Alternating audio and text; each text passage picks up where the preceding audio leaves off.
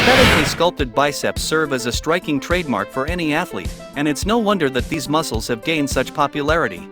They immediately catch the eye, visible when you wear sleeveless shirts or in your overall self-presentation as a symbol of muscularity.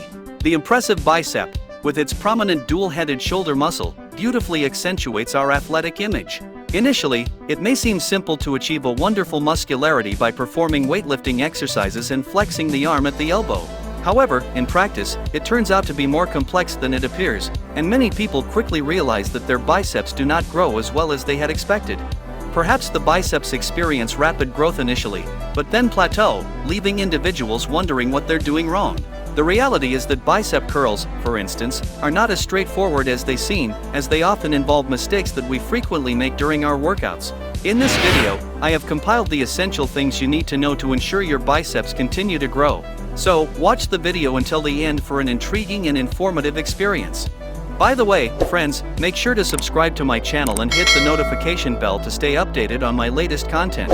Now, let's start with the first mistake, which may seem obvious and is often mentioned, but I still see people making this mistake in the gym.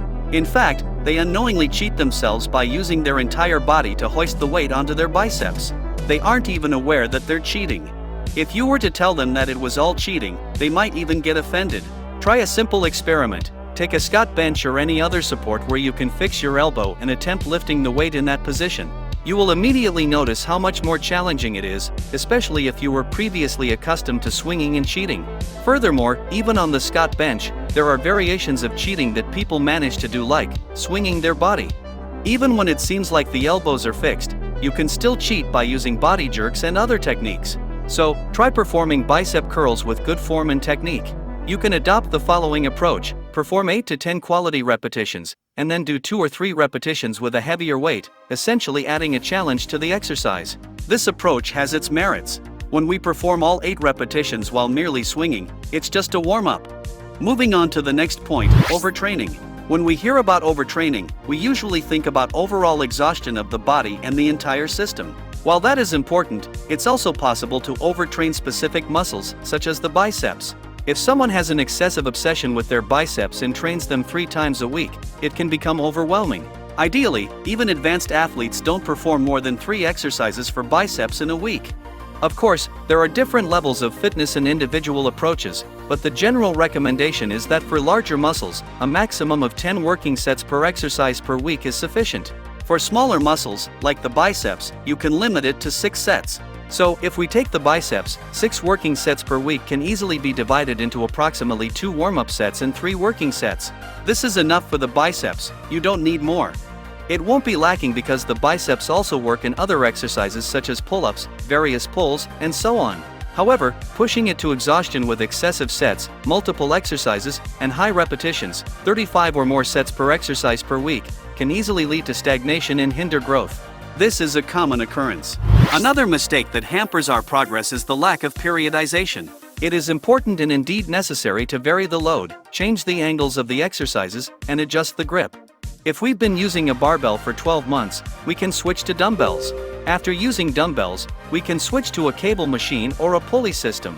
We can also vary the grip width, adding a wider grip or even a reverse grip to target the brachialis muscle. Periodization has never harmed anyone, but the absence of periodization can easily lead to stagnation. Even the grip width significantly affects the angle of the load. A narrower grip focuses more on the outer head of the biceps, while a wider grip targets the inner head. If we use a hammer grip, which is a neutral grip or even a reverse grip, we effectively target the brachialis muscle. While the brachialis is not exactly the biceps, it is located in the shoulder area close to the biceps, and developing the brachialis contributes to overall arm size. Moving on to the next point, raising the elbows too high during bicep curls.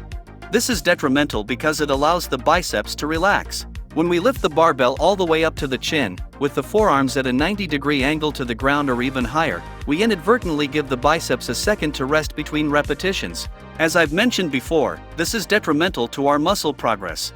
It is optimal to maintain a constant load on the muscles without allowing them to relax. Next, training the biceps before doing back exercises. This may not be detrimental to the biceps itself, but it completely nullifies the effect of our efforts. For example, if we've trained our biceps and then proceed to do pull-ups or rows, the biceps become fatigued and cannot effectively contribute to the back exercises. If we push our biceps to the point of extreme fatigue, our back workout will suffer as well. With exhausted biceps, they will be the first to give in during pulling exercises. Therefore, it's much more optimal to schedule back exercises and biceps training on separate days. When starting a back workout, we can concentrate the load on the back, directing our muscle control there, and then proceed to biceps training. The same applies to the forearms. If we decide to train our forearms before working on our biceps, it's not a good idea. The forearms fatigue much faster and require rest. As we know, a chain is only as strong as its weakest link. If the forearms become the weakest link, the biceps won't reach their full potential. Moving on to the next point, the number of repetitions. There are numerous articles and YouTube videos discussing the optimal number of repetitions, ranging from 5 to 6 to 8 to 8, 12 to 15, or even 20 plus. People tend to make the mistake of sticking to only one specific rep range that they consider the best, such as 6 to 9, and they work within that range for a year or even their whole lives. However, as soon as they try a different rep range, they quickly see progress. That's why periodization is crucial. Of course, there is the classic muscle building range of 8 to 12 repetitions, which works for most people. But try deviating from the norm for a few weeks, such as training in the 6 to 8 rep range or 15 to 20 rep range, and you'll see results. Progress will occur. And once again, we come back to the importance of periodization, including varying the number of repetitions. In reality, hypertrophy has various factors that contribute to its success. Because hypertrophy can occur in different ways, involving the myofibrils, muscle fibers, and mitochondria, and considering that muscle fibers can be both slow and fast twitch, they are influenced from different angles. It's actually a great idea to try different rep ranges. If you've never tried the 15 to 20 rep range, give it a go. If you haven't experimented with the 6 to 8 range, try it out. The optimal approach is to alternate between them. By the way, my friends, how do you train your biceps, and what's your favorite exercise for them? Share your experiences in the comments, it would be interesting to hear. Now, I highly recommend you check out my other video where I discuss a comprehensive 5-minute daily shoulder workout routine that will help you build powerful shoulders. The link to it just appeared on your screen, and I've also left a link in the description. Be sure to watch it. And if you enjoyed this video, please give it a like and subscribe to my channel. Until next time, take care and stay tuned for more exciting content.